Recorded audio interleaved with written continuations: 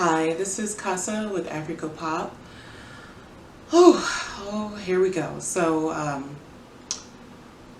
this topic will be mainly about my son, or this conversation will be about KJ. So, almost a year ago, July 2016, I gave birth to my firstborn, a baby boy, and 7 days later, he died. I'm not going to really talk about the pregnancy.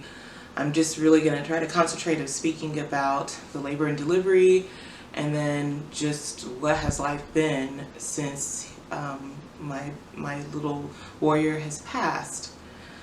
So, July 20th, I was at work and I went into labor. I didn't know I was going into labor, but I just had a lot of pressure in my lower, like in my groin area, and I just thought maybe it was Braxton Hicks, and that which is early contractions. But I didn't think I was really going into labor until I went into the bathroom, and then I saw that I was spotting a bit, which completely freaked me out. And from the urging of a friend, I called my doctor, and she said to me, or the doctor's office, and she said immediately go to the hospital. So a coworker took me to the hospital, and when I got there, the nurse was checking me, and she said that my amniotic bag was coming out, and I was dilated, and I wasn't going to leave there until I had the baby. Mind you, this was in my 6th month of pregnancy. I was barely showing. I knew that was not normal. That was way early for KJ to be coming. So I was completely freaked out, and I really didn't want to tell my husband, but when they told me, like, I'm not going to be leaving the hospital, I knew I had to call my husband. So I let him know, and then not only that, they said that I couldn't deliver KJ until midnight, because I was 24 weeks and 6 days, and if I gave birth to him any earlier, that was too early to resuscitate. So I had to, I couldn't like literally cross my legs and hold him in, but I had to, what they did was they had me in the hospital bed kind of inverted so that gravity would help keep him in, because he was already coming out.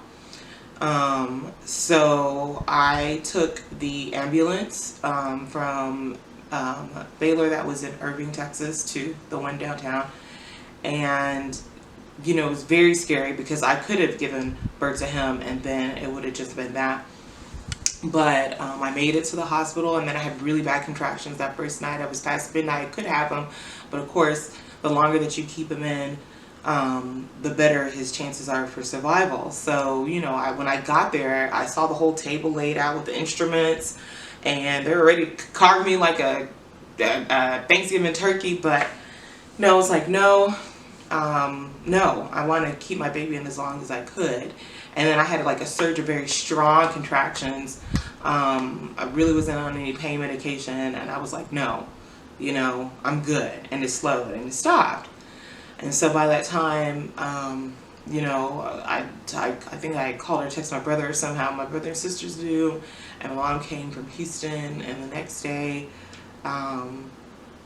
so during that time, it was KJ kind of flipped around in me. His umbilical cord, the umbilical cord was trying to come out of me. But they were giving shots so that it would help prolong help for his lungs to be more developed, so that he could try to breathe as much as he can on his own when he came out, and all the other stuff. And 3 times before I finally said, okay, we'll go through the C-section, they were like, hey, let's get him out. But I kept on saying no, until the 3rd time, where the contractions were really, really, really strong, and then his heartbeat was starting to come down. So at that point, I was so scared. It was the scariest I've ever been in my life, and I was like, okay, let's do it. It was like the late Saturday going into early Sunday. So the 23rd is when I actually gave birth, so they got me ready for C-section, you know, it's crazy because it's kind of out of body experience. The sheets over there, my husband's here, the doctors and the nurses are over there somewhere, and the anesthesiologist is to the side, and they're all having regular conversations, and it just felt like a lot of tugging, and I almost fell asleep during the C-section because I was so tired. You know, I was on IVs. From the 20th to the 23rd, I could not go to the bathroom. I could not get out of the hospital bed. I could not move. You know, I just could not move. And then they had the heart monitor thing on me. It was very exhausting, and I really wanted to sleep. And that C-section would have been a great time to sleep. But you know, not to freak my husband out, to think that it was nothing more than sleep. You know, I stayed awake, and they delivered KJ, and I heard him cry, and it was, you know, one of the best experiences. And you know, they took him, and then they sewed me up, and well, they showed him to me, and then they sewed me up, and like 2 hours we were able to see him, and he held his little hand. He was so tiny, he was a pound, and his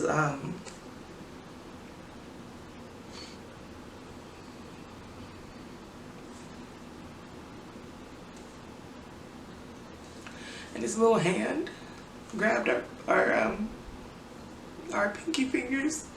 It was so sweet. It was so much love. And one of his eyes were fused. They had like cut him over his eyes because it's very sensitive. He came out way too early. But during the period of him being alive, like one of his eyelids were fused and one was open. And then they started trying getting me to pump early, so I had colostrum, and eventually I produced milk. And I didn't really feel any pain from the C-section or anything like that. I was just so worried about KJ, and you know, the doctors told me it was a 50-50 chance. You know, he is really early, and he was like, I forgot how many grams, like either 500, 600, 800 grams and things like that. So,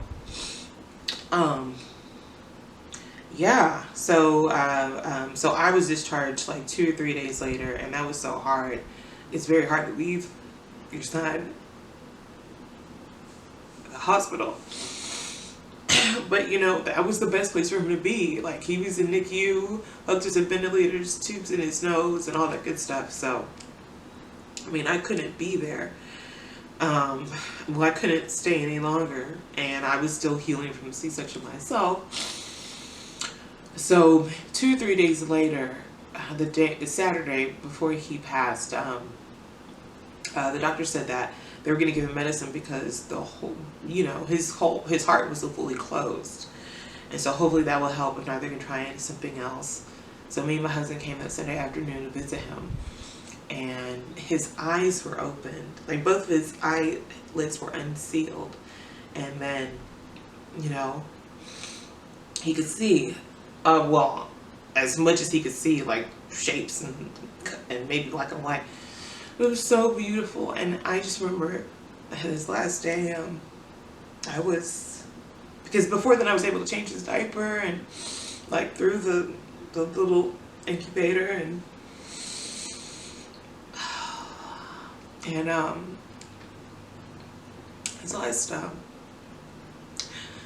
last day I couldn't really hold him, but I was, they say like you can like lightly tap to kind of have it feel like how it would be in the womb. So I was lightly like patting from his head and for his feet, and letting him his hands touch my finger. And I remember his chest and his stomach was like getting really big, and his heart was beating really fast.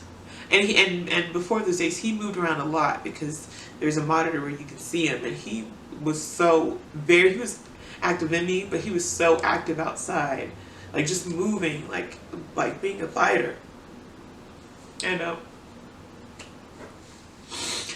so his final hours, early that day, his cousin and my husband's sister visited, and then they had to go. And you know, it was just a lot of nurses and doctors coming in, giving him medicine and trying different things, and And I just knew in my head, I was like, even though I always knew the possibility of the outcome, and I've always been such a realist because so many people have died in my life that death is very present, and I know that is a possibility. It was a serial moment that I was in the NICU room. I was pumping at one point while he was there because I had milks for him because he would be able to drink a little bit from like a syringe. And that also helped with his immunity. And I just remember being in one of the rocking chairs where you nurse, and I was done pumping. And all the nurses and the doctors were, doing the best that they could. And I was just praying so hard.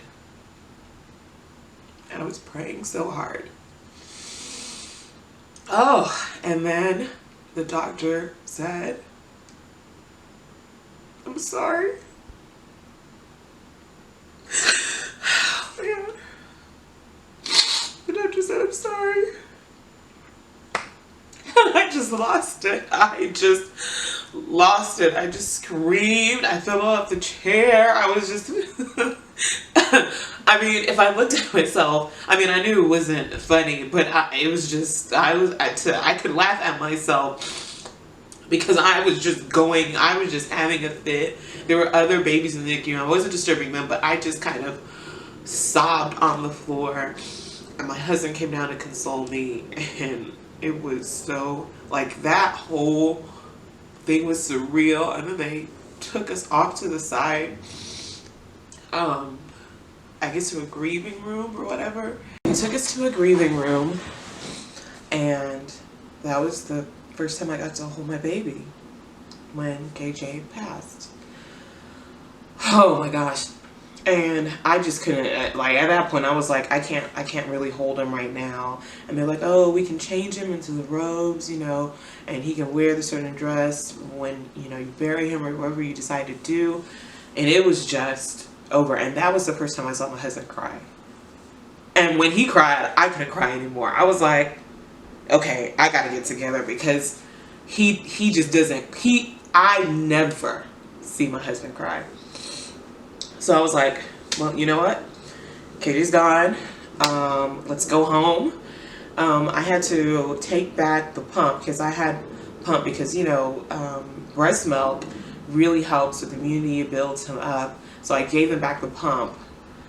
And we went home, and my friends knew. Oh, so when I delivered KJ, the good thing is that my family was able to come down. My mom, my dad passed. My brother, my sister, they were able to come down. And then my husband's siblings, they were able to see him while he was alive. So that was a great thing. But, and then my husband, he just wanted KJ to be like, let's hurry up with the funeral. I don't want to leave my son in the morgue. How crazy that sound, or whatever they put babies in the hospital that passed. So, and on Wednesday, we had the funeral. But the day after, so KJ passed on Sunday on July 31st. On August 1st, it was, my chest was on fire because I forgot, like, okay, your son's gone, but you're still producing milk. And it would take a good month, 6 weeks for my milk to completely, just stop. Because for me to slowly wean off. And I donated my milk to Mother's Milk Bank of North Texas. They're based in Fort Worth. Wonderful people. There's an event that's coming up there that I'm going to attend for all the mothers that have little angels.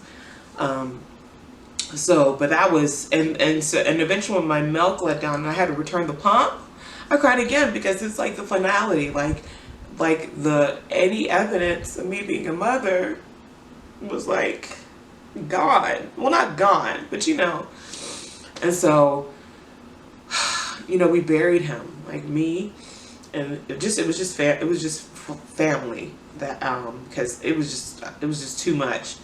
And we buried me and my husband. We put him down. We put dirt over his body. Like, it's crazy to say that out loud. You know what I mean? Like, I have my son's birth certificate, I have his death certificate, I have his social security like number, and you know, it's just, so that was almost a year ago. That was July 2016, and it's May 2017 now. And then since KJ passed, you know, 2 months later in September, I had surgery to remove my fibroids. So the reason why I wanted labor early is because I had incompetent cervix. Isn't that such a rude word, incompetent cervix? But I have incompetent cervix, which means is my cervix is short, so it opened right early. So if I were to have any more kids or try to, I would have to sew that up, you know, to make sure my cervix isn't open prematurely. Outside of that, he was fine. But then also I had fibroids, and they were small, but you know, typically sometimes when you are pregnant, the fibroids grow with the pregnancy. So my doctor originally thought I had 3, but when we had the surgery in September, it came out that I had 7 golf-sized ball fibroids that were growing with my child. So yeah, and that surgery hit me. Like, I felt like I was hit by a dump truck, you know. That really took me out. It was because they had to go back through the C-section, you know, the little, you know, cut or whatever, and I just felt like someone kicked me in my ribs. That was the surgery that I really felt. But I was like, let's get these fibroids out. And then since then, you know, I went to counseling during my pregnancy and a little bit after, and I think I'll probably go back. But one of the hardest things was like seeing big pregnant bellies, because I didn't get that. I wasn't able to get to that stage. And kids, you know, and my sister-in-law, me and her got pregnant at the same time. So when she gave birth to her son, like around the time that KJ was supposed to come out in November, and that was, you know, you just go through what you go through. And now my mourning process, it hits harder, because friends get pregnant again and family gets pregnant, and you're just like, you know, I don't compare my story to anyone, but there's a little bit of sadness. And I went to one baby shower of my sorority sister, and I was like, and it hit, you know, things hit you at different times. I was like, you know what, I'm not doing this to myself again. So I'm taking a time back from many baby showers. But you know, it's just different moments where it's just, I get overwhelmed, and I'm like, man, I'm sad and I'm happy at the same time. It's a weird duality of emotions. And then you have the people that know that you were pregnant, but perhaps didn't know that he passed, because, you know, not everyone gets news at the same time. And they ask you, oh, how's your son? You know, how is he doing? And it's like, you know, it's a very awkward conversation. Well, he died. So yeah, there's that, you know. And then the people who ask you, oh, so do you have any children? Like, I'm not going to deny my son. I'm not going to be like, no, but I do say, yeah, I had a son last year and he passed, you know, he died from infection. And KJ did die from an infection. You know, his body was too small. You know, his immunity wasn't built up completely, and, you know, died from infection. And that's just, I mean, that happens a lot. But it's that, those questions will always, and even if I have other children, I will always acknowledge their big baby brother who's an angel, because I can't, he was the one of the best things that God has given to me. You know, that love is unspeakable. I wanted to wait to have children for a minute, but he was the best, one of the best blessings that God has given me. And I thank God for his life. And I remember after he passed, I made sure to speak to every doctor and nurse and thank them for what they did for my boy, and staying up with him, and being there with him when we couldn't. And I really meant that. I have so much love and respect for what they do. So I wasn't angry, and I'm not angry. I'm sad and I miss him, and I go through my moments, but I'm not angry, because God is still good, and he's still kind, and he is still faithful, and he has shown me so much, and I know where my little boy is. I know where my little boy is. But Mother's Day, this past Mother's Day was hard. Because the devil gave me that lie that I'm a fraud mom because my child is not physically present.